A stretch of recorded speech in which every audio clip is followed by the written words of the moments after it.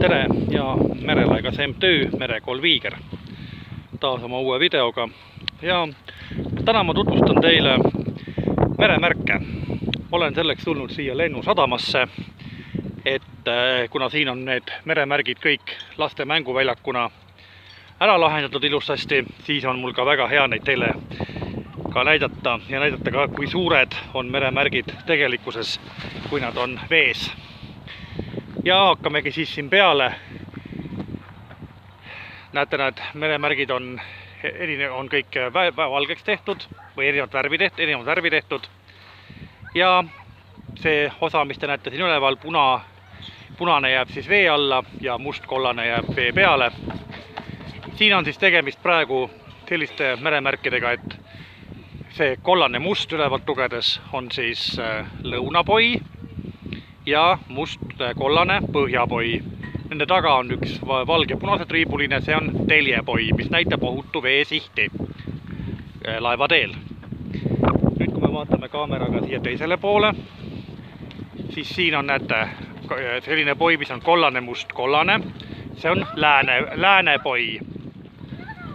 See on läänepoi ja siis on jälle siin on must-kollane, mis on siis, nagu ma ütlen, juba põhjapoi. Ei ole siin praegu küll idapoid. Idapoi oleks täielik vastand siis sellele läänepoile, oleks siis must-kollane must. Et see, kus on keskel must triip, oleks kollane ja kollased osad oleksid mustad. Ja siin sellel mänguväljakul vilgub ja plingib ka üks selline majakas. See majakas on vähendatud koopia Tallinna Madala olevast majakast. Tallinna Madal on siis koht Eesti merepiiri ääres ja see konkreetne mudel on pärit omaaegse Kilukooli juurest, mis asus Luise tänaval.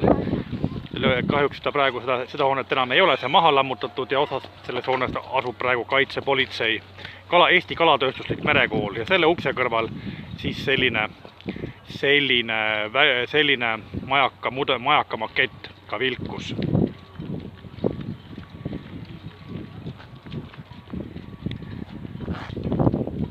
Näitan meil siin lennusadama territooriumi.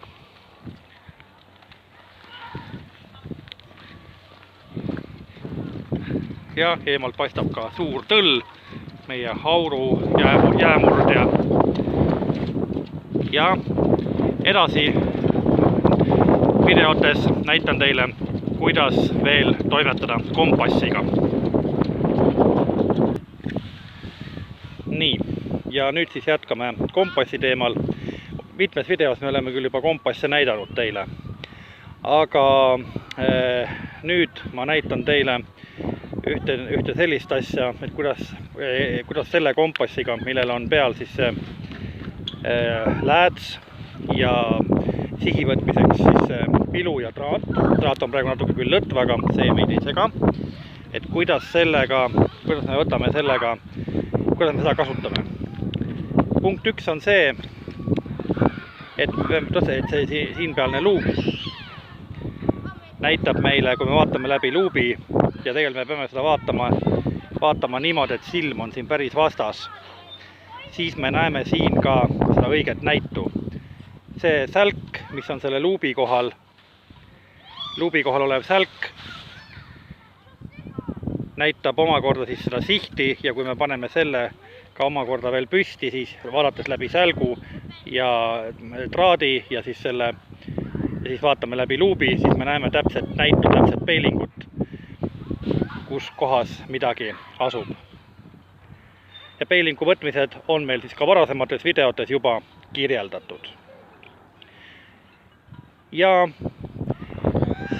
kuna need kompassid on erinevad, siis on ka võtted teinekord erinevad. Kohe ma näitan teile ühte teist kompassi. Võtan ta siit kohe välja. Et kuidas siis käituda kompassiga, mis on selline lihtne taskukompass. Ka siin, nagu näete, on peal kraadid ja kui me tahame võtta sellega nüüd peilinguid, ka sellega saab peilinguid võtta, võib-olla mitte nii täpseid, aga siiski saab, siis me peame keerama kompassi selle kraadi peale või selle kraadi peale ja täpselt enda ette, mis meil on vaja. Oletame, et meil on vaja 60 kraadi sõita. Võtta kurss 60 kraadi või peeling 60 kraadi. Meil on vaja võtta kurss 60 kraadi. Paneme siis selle enda ette ja nüüd keerame iseennast koos selle kompassiga nii palju, et nagu te näete, et kompassi nõel hakkaks näitama põhjasuunda, nordi. Kui me näete, kui ma keeran ennast koos kõigiga tagasi, siis see jääb paika ja nõel liigub. See tähendab seda, et kui me tahtsime siis võtta 60 kraadi, siis me keerame tervet kompassi, keerame enda ette, milline kraad meil vajalik on, või kui meil on vaja 90 kraadi tõita täpselt itta, siis me võtame ja keerame ennast koos sellega ja olemegi nii, kuni kompassi nõel saavutab nordi ehk põhjasuuna. Ja nii on siis see, et niimoodi saame me võtta selle kompassiga. Täpselt kõigi iga jälle kraadiga. 120, kurss 120. Keerame täpselt enda ette ja liigutame ennast ise nii palju, kui et kompass hakkaks jällegi näitama põhjasuunda. Ja niimoodi saame ka võtta peelinguid, kursse, laeval magnetkursse, kui meil ei ole näiteks kaarti või meil on vaja enda asukohta määrata.